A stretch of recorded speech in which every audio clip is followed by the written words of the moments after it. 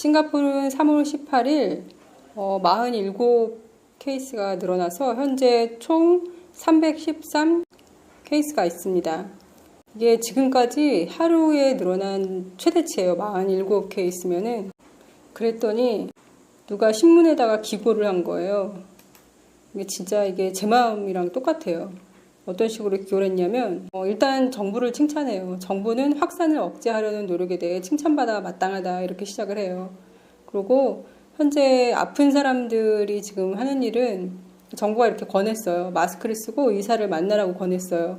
우리는 많은 확인된 사례에서 그들이 감염을 확인하기 위한 검사를 받기 전에 일반 클리닉 및 또는 병원을 2차례에서 4차례 방문한 것을 보았다.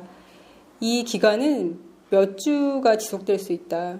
그러니까 병원을 2번, 3번, 4번 이렇게 방문하는 동안 그게 몇 주가 지나가는 거예요. 그러면서 그 기간 동안 그들은 가족, 동료 및 친구들과 교류했을 것이다.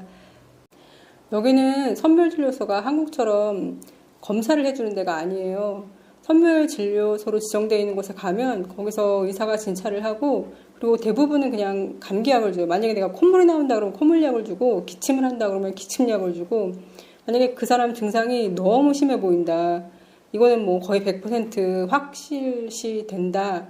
라거나 아니면 폐렴 증상이 너무 확실하다 하는 사람들은 뭐 폐렴 검사한 다음에 종합병원 응급실로 보내지거나 이렇게 하거든요. 여기는 종합병원에서만 검사를 해주고 있거든요.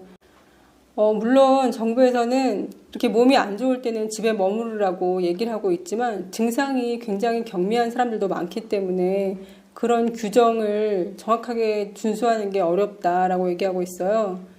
그래서 테스트가 만약에 양성으로 밝혀지면 그러니까 이렇게 여러 번 방문하고 수주가 지난 다음에 테스트가 양성으로 밝혀지면 접촉 추적이 매우 어려워진다고. 왜냐하면 이 사람들은 몇 주 내에 많은 사람들을 접촉했을 것이기 때문이다 라고 얘기하고 있어요. 그리고 3월 6일 날 싱가포르 정부에서 밝힌 건데 싱가포르 도착 시 증상이 있는 여행자를 위해서 공항에서 검사를 한다고 했어요. 근데 어떤 새로운 키트를 가지고 검사를 하는데 이게 뭐 싱가포르 과학기술청하고 어떤 연구소하고 같이 개발한 테스트 키트인가 봐요. 3시간 만에 결과를 얻을 수 있는데 정확도가 99%라고 했대요.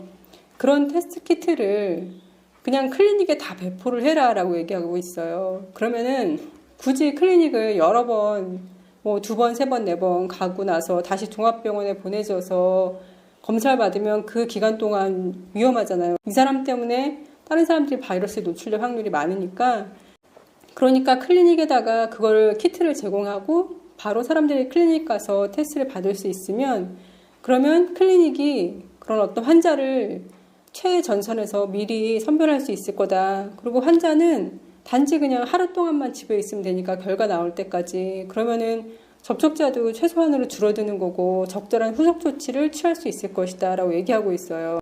이것이 우리 지역사회에서 바이러스 확산을 완화하고 접촉 추적에 힘든 작업을 줄이는데 도움이 될 수 있을 거다라고 어떤 사람이 신문사에 이제 기고를 한 거예요.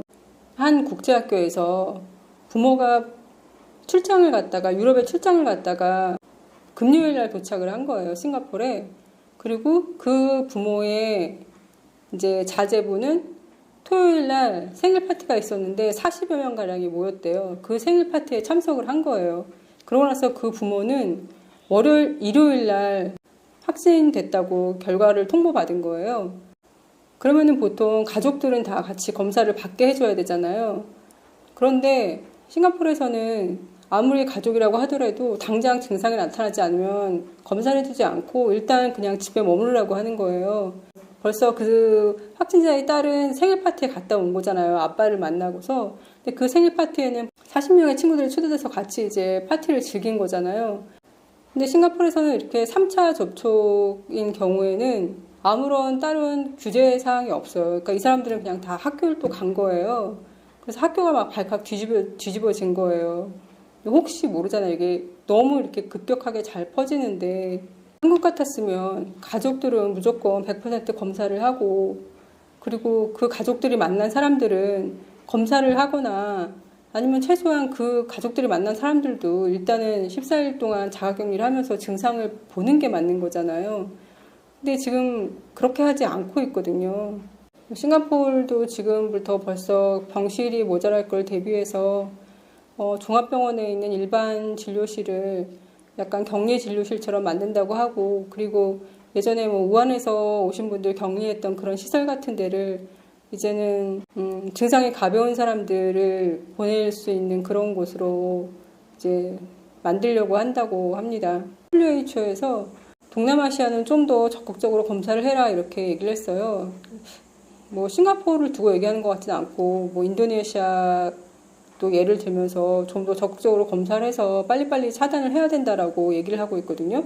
그리고 WHO에서 유럽에 대해서도 얘기한 적이 있고 아프리카에 대해서도 얘기한 적이 있어요. 근데 WHO에는 전문가들이 있는 집단인 거잖아요. 근데 거기서 일본에 대해서 얘기를 안 한다는 게 이해가 안 되는 거예요.